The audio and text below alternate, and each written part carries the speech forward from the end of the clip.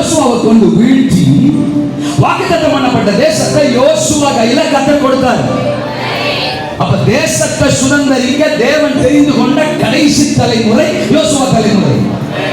இப்ப சொல்றேன், எழுப்புதல் வரும், எழுப்புதல் யாவும், முழங்கால் யாவும் முடங்கும், நாவுடைய யாவும் கர்த்தர் அறிக்கையிடும் அப்படின்னு நமக்கு மட்டும் இல்ல, நம்முடைய பிதாக்களுக்கு எல்லாம் சொல்லிட்டாரு.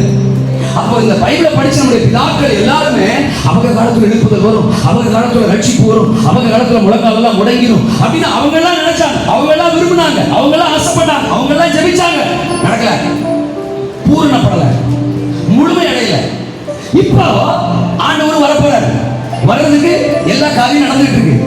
அந்தி கிறிஸ்து இவரா இருப்பாரா அவரா இருப்பாரா இப்ப கால்குலேஷன் போய்கிட்டு இருக்கு. யுத்தங்கள் நடந்துகிட்டு இருக்கு, பூமி அதிர்ச்சிகள் நடந்துகிட்டு இருக்கு, பாவம் பெருகி போச்சு, என்னென்னமோ இன்னைக்கு உலகத்துல நடக்குது. அப்போ ஆண்டவர் ரொம்ப சீக்கிரம் வரப்போறார்.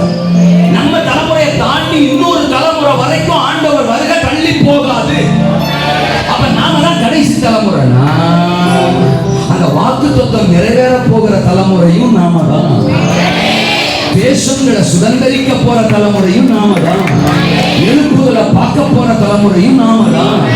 தாக்கள் காத்திருந்ததை அள்ளி தூக்க போற தலைமுறையும் நாம தான். எப்படி 31 ராஜாக்களை யோசுவா வீழ்த்தினானோ எதிரிகள்